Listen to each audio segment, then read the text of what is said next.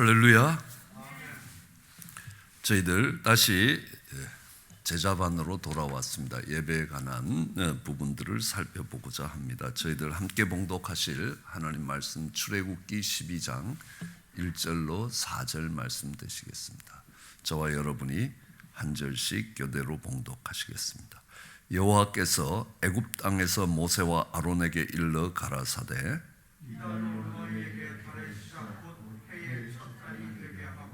너희는 이스라엘 회중에게 고하여 이르라. 이달 열흘에 너희 매인이 어린 양을 취할지니 각 가족대로 그 식구를 위하여 어린 양을 취하되 그 어린 양에 대하여 식구가 너무 적으면 그 집의 이웃과 함께 인수를 따라서 하나를 취하며 각 사람의 식량을 따라서 너희 어린 양을 계산할 것이며 너희 어린 양은 허먹고 1년 된 수컷으로 하되 양이나 염소 중에서 취하고 이날 14일까지 간직하였다가 해질 때에 이스라엘 회중이 그 양을 잡고 그 피로 양을 먹을 집 문 좌우 설주와 임방에 바르고 그 밤에 그 고기를 불에 구워 무교병과 순나물과 아울러 먹되 날로나 물에 삶아서나 먹지 말고 그 머리와 정강이와 내장을 다 불에 구워 먹고 아침까지 남겨두지 말며 아침까지 남은 것을 곧 소화하라. 너희는 그것을 이렇게 먹을지니 허리에 띠를 띠고 발에 신을 신고 손에 지팡이를 잡고 급히 먹어라. 이것이 여호와의 유월절이니라.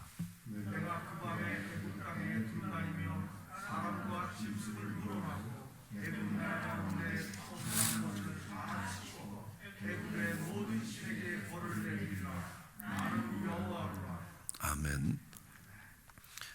우리는 예배에 대해서 살펴보고 있습니다. 예배가 무엇인지 또 어떤 예배를 하느님이 기쁘게 받으시고 어떤 예배를 사용하고 계시는지 이런 것들에 대해서 살펴보았습니다.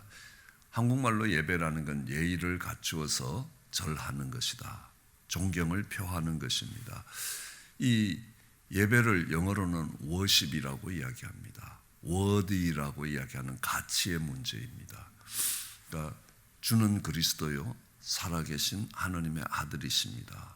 내 인생의 가장 소중한 분이 주님이라는 그 가치에 대한 관계가 바로 worship입니다. 그러니까 우리가 함께 일을 하는 사람을 fellow라고 이야기합니다. 하나님 나라를 함께 이루어가는 사람들을 펠로우라고 이야기할 때 그 속의 관계성을 펠로십이라고 이야기합니다. 세상에 믿지 않는 사람들을 예수님 앞으로 인도해야 됩니다. 먼저 예수를 알게 되고 믿게 된 사람으로서 그들을 인도하는 것을 리더십이라고 이야기합니다. 그들을 인도해가고 리더가 있고 팔로우가 있고 그 사이의 관계성을 리더십이라고 이야기합니다. 그래서 예배를 워십이라고 이야기합니다. 예의를 갖춘 만남입니다. 하나님과의 만남입니다. 예배를 이렇게 비유합니다. 정년퇴직을 하고 사기꾼이 와서 정말 투자를 하라 그래서 거기에 투자를 해서 완전히 쫄딱 망하게 되는 그런 상황에서 어느 분이 와서 그 사람이 사기꾼이라고 내가 떼돈을 버는 게 배가 아파서 그런가 할지라도 아주 무시와 모욕을 당하면서도 끝까지 그가 사기꾼이라는 걸 밝혀주고 그래서 완전히 다 털릴 거 안 털리고 이렇게 그걸 우리는 구원이라고 이야기합니다. 이제 남은 재산을 지킬 수 있는 관계가 되면 그 고마운 분에게 인사하러 가는 것입니다. 그걸 우리는 예배라고 이야기합니다. 수박이라도 한 통 사들고 그걸 예물이라고 이야기합니다. 가서 정말 고맙다고 이야기합니다. 그걸 우리는 찬양이라고 이야기합니다. 그게 노래로 부르면 찬송가가 되는 겁니다. 그리고 정말 앞으로도 계속 지도해달라고 부탁을 하는 것은 기도가 되는 겁니다. 그러면 그분이 하시는 말씀을 귀담아 듣는 것입니다. 우리는 말씀입니다. 이 네 개가 있을 때 예배입니다. 같이 사기당했던 사람 그 속에서 정말 인생이 망하지 않고 건짐을 받은 사람들끼리 만나서 야 너는 이렇게 당했냐 나는 이렇게 당했다라고 서로의 삶을 나누는 것을 교제라고 이야기합니다. 그걸 펠로십이라고 이야기합니다. 지금 사기당하고 있는 사람들한테 열심히 찾아가서 그 사람 사기꾼이라고 가르치는, 그가 사단이라고 가르치는 그것을 일컬어서 우리는 선교와 전도라고 이야기합니다. 그러므로 우리는 하나님과의 관계를 워십이라고 합니다. 그래서 구원받은 자의 기쁨과 감격을 가지고 하나님을 섬기는 것, 그것을 서비스, 그것을 예배라고 이야기합니다. 하나님을 섬기는 것이기 때문에요. 이제 그 예배 중에 아벨의 예배와 정말 가인의 예배처럼 하나님이 기쁘게 받으시는 예배가 있고 거절하시는 예배가 있다는 것들도 알 수 있습니다. 그래서 예배의 여러 종류들을 살펴보았습니다. 이번 주에는 절기를 통한 예배의 의미들을 살펴보려고 합니다. 우리는 언제나 형식과 내용이 있다는 것들을 압니다. 둘 다 똑같이 소중하다는 것, 특별히 개신교에 있어서의 형식이 무시되는 것들이 안타까울 때가 참 많이 있습니다. 그러니까 이 형식과 내용입니다. 이 지붕 위의 바이올린이라는 영화가 있습니다. 그 영화를 딱 보면서 첫 번째 그 영화의 내용은 뭐냐 하면 유대인들의 가정이 어떻게 붕괴되고 있는가라는 그 유대인들의 가정 시스템이 붕괴되는 과정들을 영화로 만든 것이 지붕 위의 바이올린이라는 그런 영화입니다. 그 영화를 보면서 어떤 형식이 무너지면서 가정의 모든 내용까지 다 무너지는 것들을 봅니다. 미국 가정의 붕괴를 어떻게 이야기하느냐 하면 추수감사절이 되어서 자녀가 아버지 또는 어머니 이번 추수감사절에는 회사에 이런 일이 있어서 집으로 갈 수가 없습니다 라고 하는 것이 가정의 붕괴라는 겁니다. 추수감사절에 온 가족들이 함께 모여서 칠면조 터키를 구워서 함께 나누어 먹으면서 가족 구성원이라는 것들을 확인하는 그 형식이 무너진 것이라는 겁니다. 왜 형식이 무너지는 것이 그렇게 중요하냐 하면 그 형식은 내용을 담고 있기 때문에 그렇습니다. 우리는 이 예배 속에 담겨 있는 특별한 의미들을 특별한 절기를 통해서 살펴볼 수 있습니다. 이스라엘 백성들의 절기들이 10가지 절기들이 있습니다. 다는 살펴보지 못하고 그 중에 일부를 살펴보고자 합니다. 우리가 일반적으로 예배를 드려도 우리의 한 해의 시작은 어디서 오느냐 하면 크리스마스에서 옵니다. 어두운 깜깜한 밤에 예수님이 찾아오셨습니다. 그 예수님의 찾아오심과 함께 우리는 새로운 한 해를 시작하게 되는 겁니다. 새해 송구영신 예배라고 이야기합니다. 그리고 나면 이제 봄이 올 때쯤 되면 이 부활절이 찾아옵니다. 그리고 부활절 앞에 예수님이 십자가를 지셨던 그 성금요일 굿 프라이데이 예배가 있습니다. 그리고 부활절 예배가 있습니다. 이 부활절에서부터 7주가 지나면 얼마 전에 지나간 오순절, 77절이 있습니다. 그리고 오순절이 지나가고 얼마 돼서 가을이 오면 우리는 추수감사절을 지나고 있습니다. 이 구약에 나타나는 이 절기들이 이 신약의 우리의 예배들하고 거의 유사하게 가고 있다는 것들을 볼 수 있습니다. 오늘 그들 속에 그러면 그들의 특별한 절기가 그들 어떤 예배에 어떤 특별한 의미들을 더하고 있는가라는 것들을 살펴보고자 합니다. 제일 먼저 우리가 살펴볼 것이 유월절과 무교절입니다. 유월절은 이 이스라엘 백성들의 종교적인 달력으로 1월달입니다. 이 유월절이 있는 이 해를 너희가 한 해의 첫 해로 잡으라라고 오늘 본문이 말씀하고 있지 않습니까? 그래서 이스라엘 백성들의 종교력에 1월 15일, 14일, 15일 이 어간을 우리는 이 유월절로 보고 있습니다. 왜냐하면 왜가 이게 14일, 15일로 어간이 되느냐 하면 우리는 12시부터 12시를 하루로 보지만 성경은 저녁 6시부터 아침 6시까지, 6시부터 6시까지를 하루로 보고 있습니다. 그래서 성경을 읽어가는 성경의 시간에서 아침 6시가 되면 그때부터 7시까지를 일시라고 이야기합니다. 그래서 더 하면서 1시, 2시 해서 12시가 되는 겁니다. 저녁 6시가 되면 그때부터는 3시간씩을 잡습니다. 1경, 2경, 3경, 4경이 되는 겁니다. 어떤 그 중동 지역은 5경으로 정리를 할 때도 있습니다. 5개로 나눌 때도 있습니다. 어쨌든 이 시간의 흐름들이 6시부터 6시까지이기 때문에, 그러니까 어쨌든 그 달을 오늘날로 보면 약 한 3월 중순이 되는 그런 시간에 6월절이 있습니다. 이 6월절은 우리가 잘 알다시피 1월, 2월, 3월 해서 6월이 되는 게 아니라 영어로 하면 pass over, 넘어가다, 이게 초월하다라고 할 때 그 월자를 사용합니다. 그래서 이 죽음의 신이 그 집을 넘어갔다라는 겁니다. 그들이 이스라엘 백성들이 출애굽할 때에 하느님께서 모든 장자들을 죽게 할 때, 짐승의 만물까지도 다 죽게 될 때, 이 장자의 죽음은 모든 대표를 하고 있는, 그 가정을 대표하고 있기 때문에 전부의 죽음이라고 봐도 틀리지 않습니다. 이 장자들이 다 죽어야 될 그때에 어린 양의 피를 문설주에 뿌리고 문인방에 뿌린 그 가정은 죽음의 신이 방문을 하지 않고 넘어갔다 해서 유월절이라고 이야기합니다. 그래서 그 유월절 절기를 지키라라고 이야기합니다. 유월절 절기는 이스라엘 백성들에게 있어서 가장 큰 절기였습니다. 그것은 우리에게서도 똑같이 가장 큰 절기가 되는 것입니다. 가장 큰 의미를 갖고 우리의 예배 속에 담겨 있어야 된다라는 것들을 이야기합니다. 무엇을 이야기하겠습니까? 어린 양이 피 흘려서 죽음으로 인하여 그 피가 우리의 문설주에 뿌려질 때에 내가 죽음에서 구원을 받게 된다는 사건입니다. 그러므로 이 유월절은 구원의 사건이고 다르게 얘기하면 십자가의 사건입니다.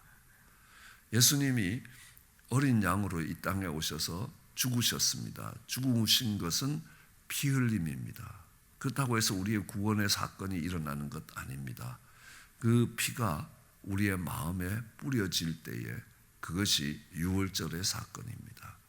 그래서 십자가의 사건과 이 구원의 사건이 일어나는 것들을 이야기합니다. 그래서 우리는 죄의 통치에서 벗어나 애굽 땅을 벗어나 이제 가나안 땅을 향해 나아갈 수 있게 되는 시작이 되는 것이 유월절입니다. 그래서 이스라엘 백성들에게 있어서 가장 큰 이 절기인데, 그래서 그 절기를 지키기 위해서 애초 달력을 바꿨습니다. 그 달이 1월이라는 겁니다. 우리도 이렇게 보면 미국에서 자녀들이 학교에 가기 시작합니다. 그러니까 교육력이라고. 학교 달력으로는 9월 달이, 그러니까 8월 말 정도가 되는 8월 중순에서부터 9월 달에 이어지는 것이 그 첫 번째 달이 되는 겁니다. 교육력으로 볼 때는 그때가 1월이 되는 겁니다. 처음 시작이 되는 겁니다. 그래서 이제 6월까지 하고 방학을 하게 되는 그런 과정들을 보는 것처럼 이 사람들은 그러니까 이 종교와 사회와 정치와 문화가 하나였습니다. 같은 공동체였습니다. 그렇기 때문에 종교적 달력은 그들의 삶의 가장 중심에 있었다라고 볼 수 있습니다. 어쨌든 새로운 출발을 의미하면서 시간도 그때 새로운 시작이고 또 그때가 봄이었습니다. 새로운 생명이 도약하기 시작하는 때를 이야기합니다. 이 유월절을 통해서 우리가 배울 수 있는 것은 다른 것이 아니라 구원의 도리라는 겁니다. 우리가 어떻게 구원받을 수 있었던가라는 겁니다. 그리고 모두가 죽어가는 가운데서 구원받은 자에게 있어서 나타나는 모습이 뭐겠습니까? 감사라는 겁니다. 내가 이 사기꾼에게 사기를 당해서 내 인생이 정말 비참하게 될 수밖에 없는데, 나를 그 사기에서 이런 한 번밖에 없는 인생을, 정말 의미 없는데 다 소모할 수밖에 없는 우리 인생을 바꿔주셨다는 겁니다. 건져주셨다는 겁니다. 얼마나 감사하겠습니까? 내가 이대로 살았다가 정말 이대로 사기당하다가 모든 걸 다 잃어버리고 길거리에 앉아서 비참한 인생을 마쳐야 됩니다. 정말 후회스러운 인생을 마쳐야 되는데 거기서 건짐을 받았습니다. 그때는 두 가지 감정이 교차됩니다. 그동안 사기당한 걸 보면 너무너무 억울한 겁니다. 그러나 끝까지 사기를 다 당하지 않는 걸로 보면 너무너무 감사하다는 거예요. 우리의 구원에서는 그래서 이런 이야기를 할 때 저분에게 일어난 구원의 사건이 정말 참된 사건이구나라는 것들, 저희 아버님이 돌아가실 때도 그랬습니다. 내가 진작 예수를 믿었어야 되는데 너무 늦은 감이 있다. 그렇죠. 내가 대학교 때만 예수를 믿어도 내 인생을 전혀 다르게 살 수 있었을 것 같다는 생각을 가끔 하게 됩니다. 그러면서도 내가 정말 그 대학을 졸업하고 한참 지난 그때가 되더라도 그때이지만 믿게 되고 구원을 얻게 된 것이 너무너무 감사하다는 것. 그러므로 우리의 예배에는 언제나 이 유월절에서부터 시작된다는 것은 구원에 대한 감사와 감격이 담겨 있어야 된다는 것들을 이야기합니다. 이 유월절은 곧바로 이어져서 무교절로 이어집니다. 무교절은 쉽게 이야기하면 누룩이 없는 빵, 떡이라는 의미입니다. 떡병자죠, 그죠? 무교병을 먹는 절기입니다. 그러니까 누룩을 넣지 않는, 여러분들이 아마 대부분 쉽게 생각하는 것은 베이글 같은 겁니다. 요즘 베이글은 모양만 베이글이지 거기에다가 이스트를 넣어서 부들부들하게 만드는 베이글인데, 원래 베이글은 이 누룩을 넣지 않는, 이스트를 넣지 않는 딱딱한 빵입니다. 그것을 먹으라라고 이야기합니다. 왜 그렇게 이야기하느냐? 그들이 무교병을 먹으면서 정말 딱딱한 음식들을 먹고 누룩 없는 빵, 이 누룩이라는 것이 뭐겠습니까?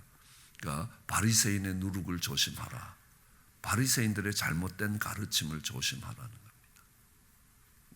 그리고 정말 그들의 외식을 조심하라. 그러니까 이 누룩은 얼마나 빨리 퍼지는지 모릅니다. 천국이 누룩 같다라고 이야기할 때는 이것이 전파되는 속도를 이야기하는 것입니다. 그래서 누룩은 이 죄가 들어왔을 때도 똑같이 그 죄가 한 공동체를 타락시키는데 그렇게 오래 걸리지 않는다는 사실입니다. 그런 것처럼 그러니까 누룩 없는 빵을 먹게 되는 겁니다. 그래서 우리는 유월절은 반드시 무교절과 이어져야 되고, 또 어떤 성경 속에서 보면 이 무교절이라는 유월절은 무교절의 첫날이라고 이야기합니다. 사실 무교절의 첫 시작이 유월절이라는 표현도 성경에 나타나고 있습니다. 이건 뭘 이야기하냐면 우리의 구원의 감격은 구원의 감격으로 끝나지 않는다는 사실입니다. 이 구원받은 사람 뒤에 나타나는 세상과 구별되는 깨끗한 삶이 뒤따라오게 되어 있습니다. 그들의 삶에 전혀 달라짐이 없다라는 것은 그들이 쉽게 이야기하면 그 구원의 사건을 통해서 죄를 떠나는 모습이 없다면 그들은 그들의 구원이 무엇인지 모르고 있는 사람이다라고 우리가 결론 지을 수 있습니다. 그러므로 우리는 이 하느님의 은혜로 인하여 정말 어린 양의 피로, 그 피가 문설주에 뿌려지고 임방에 뿌려짐으로 구원을 얻었던 우리에게 있어서 그 구원은 우리의 깨끗한 삶으로 나타나게 되어 있다라는 것. 그래서 두 개의 의미가 연결되어 있다는 겁니다. 그러므로 반드시 유월절이 오고 나면 이스라엘 백성들은 이집트를 떠나게 되는 것입니다. 그것을 다르게 이야기하면 그 구원의 감격과 구원의 의미가 우리에게 다가왔을 때 우리는 분명히 죄의 땅을 떠나게 된다. 죄를 떠나는 사건이 일어나게 되는 것들을 알 수 있습니다. 우리는 이스라엘 백성들도 그러니까 이집트를 떠나자마자 그들을 기다리고 있는 것은 광야가 기다리고 있다는 겁니다. 그 광야는 어떤 곳입니까? 그럼 출애굽은 이집트 땅을 떠나면서 끝나지 않습니다. 이스라엘 백성들이 홍해를 건너면서 애굽을 빠져나왔습니다. 홍해를 떠나면서 애굽을 빠져나오는 것은 출애굽기 13장입니다. 그 뒤로부터 이 광야에서 일어나는 일들이 40장까지 이어지고 있습니다. 그러므로 애굽을 떠나는 과정보다 더 긴 과정들이 광야에 있습니다. 길게는 광야에 40년을 볼 수 있을 것입니다. 이 광야는 어떤 땅이냐라는 것들을 우리가 한번 생각해 봐야 합니다. 이집트에 살면서 그들에게 있어서 가장 큰 문제는요, 그들의 사고방식과 삶의 방식이 종의 근성을 갖고 있다. 종이라는 게 뭡니까? 내가 정말 맛있는 걸 먹고 내가 편히 쉴 수 있는 날이 있으면 그냥 즐거운 날입니다. 힘든 날이 있으면 원망하고 불평하는 겁니다. 그러므로 광야에 나온 이스라엘 백성들이 어떻게 살았는지 잘 알고 있습니다. 10번도 넘게 수도 없이 원망과 불평으로 이어졌던 것들을 봅니다.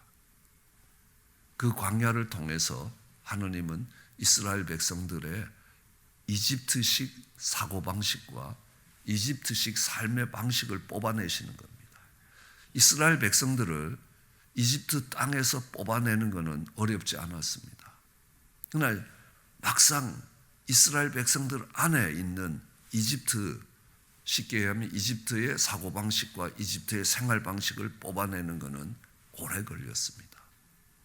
그것을 뽑아낸다는 것은 뭐냐 하면 깨끗한 삶, 순결한 삶, 죄악을 떠난 삶으로 변화되는 과정들이 바로 광야라는 것들을 이야기합니다.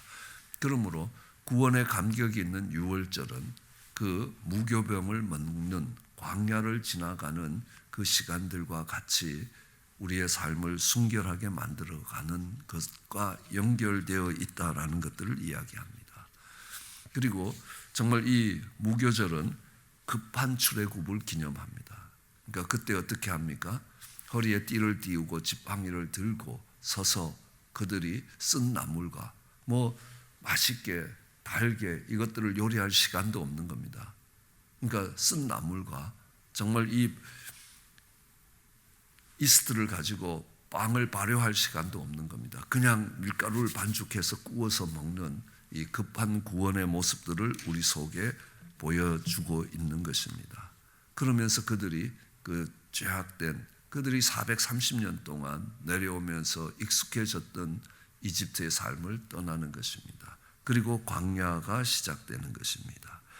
그래서 우리는 이야기합니다. 이제부터 그들의 삶은 구원이 온 그 이후에 그들의 삶은 순례자의 삶입니다. 나그네는 두 종류가 있습니다. 피난민과 순례자입니다. 피난민은 어려움을 피하기 위해서 떠나온 사람들입니다. 순례자는 가나안 땅에 가기 위해서 떠나온 사람들입니다. 목표가 분명한 겁니다. 우리가 떠나온 곳을 사모했다면 돌아갈 기회가 있었을 것이다 라고 히브리서가 이야기합니다. 그러나 더 나은 본향을 사모하면서 걸어가는 사람이라고 이야기합니다. 이제 그들이 애굽을 떠나왔습니다. 그런데 출애굽기 12장 41절에 보면요, 이런 말씀을 합니다. 430년이 끝나는 그날에 여호와의 군대가 다 애굽 땅에서 나왔다. 우리는 그냥 출애굽 죄를 떠나는 부분들이 되는데요, 그때부터 하나님은 그들을 무엇으로 보냐 하면 여호와의 군대로 보고 있다는 겁니다. 이제 사단의 권세를 멸하면서 하나님 나라를 세워갈 하나님의 군대로 보고 계셨다는 겁니다. 하나님의 군대의 기초는 무교절은 하나님의 군대의 최고의 무기라. 뭡니까? 거룩함입니다. 깨끗함과 거룩함이라는 겁니다. 여러분 생각해 보십시오. 요셉도 10대의 젊은 청년이 이집트에 종으로 팔려갔습니다. 그런데 그의 깨끗하고 거룩한 삶은 온 이집트가 그 발 아래 무릎 꿇게 만들었습니다. 똑같은 10대의 바벨론으로 세계의 최정점에 있는 바벨론의 인질로 잡혀갔습니다. 다니엘입니다. 그 온 바벨론이 그 앞에 무릎을 꿇는 것들을 봅니다. 무엇입니까? 그들의 탁월함이 아닙니다. 그들의 깨끗한 삶과 거룩함입니다. 그래서 우리의 구원은 언제나 유월절은 무교절과 이어지는 것처럼 깨끗한 삶으로 광야를 지나가면서 우리의 죄악된 삶의 모습들을 벗어가는 그 과정이 반드시 있어야 된다. 우리의 예배에도 정말 구원의 감격이 담겨 있어야 됩니다. 그리고 구원의 감격이 구원받은 사람으로서의 깨끗한 삶이 우리 예배 속에 포함되어 있어야 된다는 것들을 말하고 있습니다. 그런 예배를 하나님께 드리는 저와 여러분 되시기를 주의 이름으로 축원합니다. 기도하시겠습니다.